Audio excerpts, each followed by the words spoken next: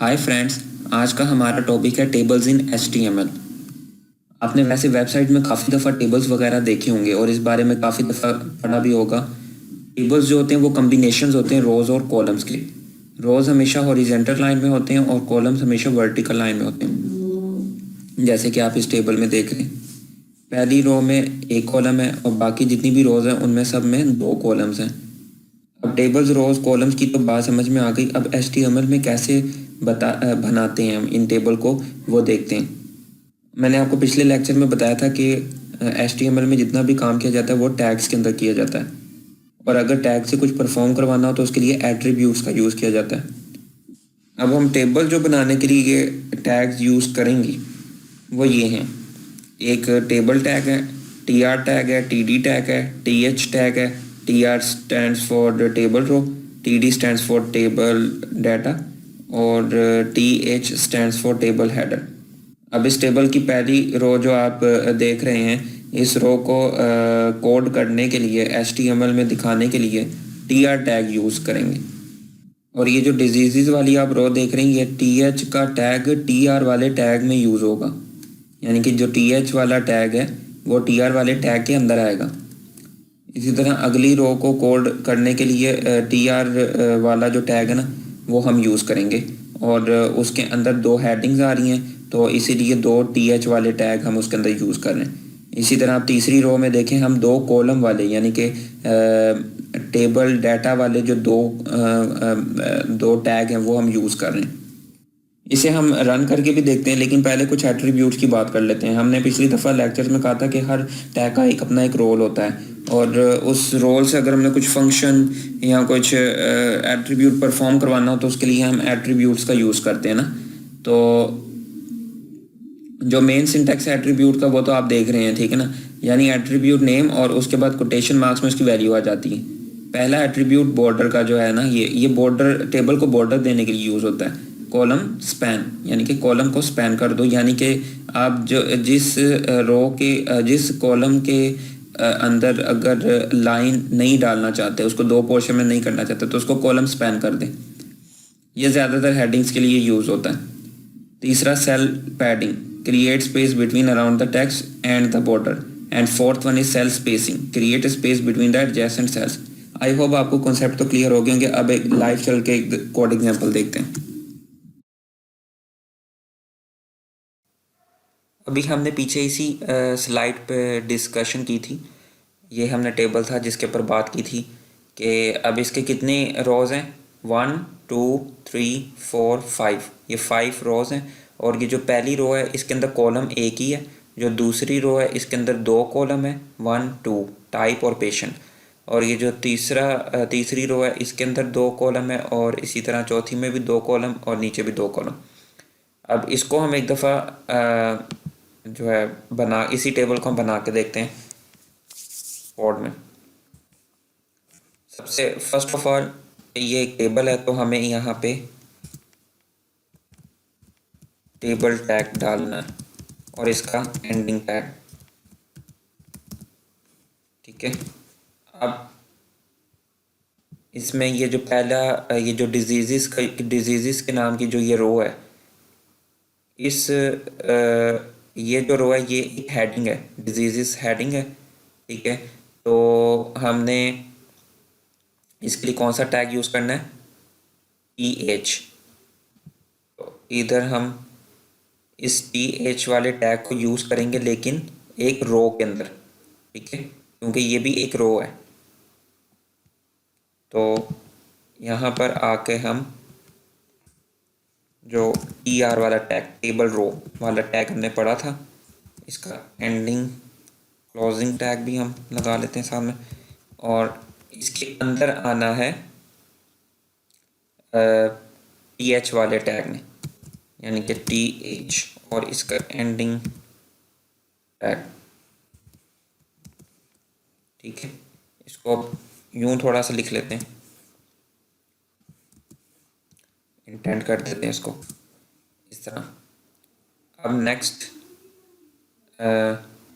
इसके अंदर डिजीज़ लिखा हुआ है तो इसमें आप डिजीज़ लिख दें, डिजीज़। अच्छा, फिर उसके बाद है दूसरी रो पे आ जाएं। अब दूसरी रो के लिए फिर दोबारा से आपको यहाँ पे TR यूज़ करना पड़ेगा और उसके अंदर कितने ये कितनी हेडिंग्स हैं, 2 हैं, तो 2 TH वाले टैग यूज़ होंगे। ठीक है, तो यहाँ पे हम दोबारा से जो है TR, आना तो सारा कुछ रो के अंदर ही है ना, और इसका एंडिंग टैग। अब इस टैग के अंदर हमने 2 TH वाले टैग यूज़ करने। इसी को कॉपी कर लें, Ctrl+C, इधर Ctrl+V, फिर एक दफ़ा Ctrl+V। अब इसके एक के अंदर लिखा हुआ है टाइप, दूसरे में पेशेंट नेम। इधर आप लिख लें टाइप और इधर आप लिख लेंगे पेशेंट नेम। अच्छा, अब इसको एक दफ़ा रन करके देख लेते हैं। Ctrl+S किया और ब्राउज़र में जाके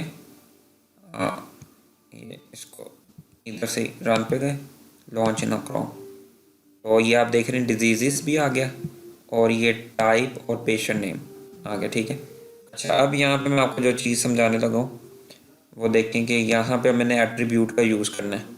ठीक है, एट्रीब्यूट का यूज़ मैंने टेबल वाले टैग के अंदर करना है, क्योंकि मैंने इस टेबल को बॉर्डर देना है। ठीक है ना, अब मैं ये जो टेबल वाले टैग का जो रोल है उसको मैं एक फंक्शन यानी कि एक एट्रीब्यूट देने लगा हूँ, वो होगा बॉर्डर के बॉर्डर दो, टेबल को बॉर्डर दो और उस कितने पिक्सल, 1 पिक्सल दे दो बस। Ctrl+S किया। अब मैं इसको दोबारा जाकर रिफ़्रेश करता हूँ तो ये आपके सामने टेबल को उसने बॉर्डर दे दिया। ठीक है, लेकिन अब आप एक देखें चीज़ कि यहाँ पे ये डिजीज़ सेंटर में आ रहा है। ठीक है ना, तो यहाँ पे लेकिन अगर आप यहाँ पे देखें तो ये डिजीज़ जो है 2 कॉलम्स में है। ठीक है, इन 2 कॉलम्स को ख़त्म करने के लिए अब हम कौन सा एट्रीब्यूट यूज़ करेंगे, मैं आपको पहले जो है बता चुका हूँ। वो हम एट्रीब्यूट यूज़ करेंगे कॉलम स्पैन।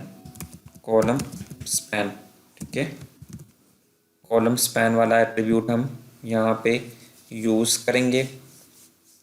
और कितने कॉलम हमने स्पैन करने हैं, इसके नीचे देखें ना, इसी तस्वीर के नीचे हमने ये डिजीज़ वाली जो रो है ये इस रो के ऊपर आ रही है और ये 2 कॉलम के ऊपर आ रहा है, तो हमने 2 जो है ना कॉलम्स को स्पैन कर देना। ठीक है, तो उसके ये जो डिजीज़ वाला है ना, ये 2 कॉलम्स के ऊपर आ रहा है, इसलिए हमने 2 कॉलम्स को स्पैन कर देना। ये इस टाइम 2 कॉलम ही। अच्छा, तो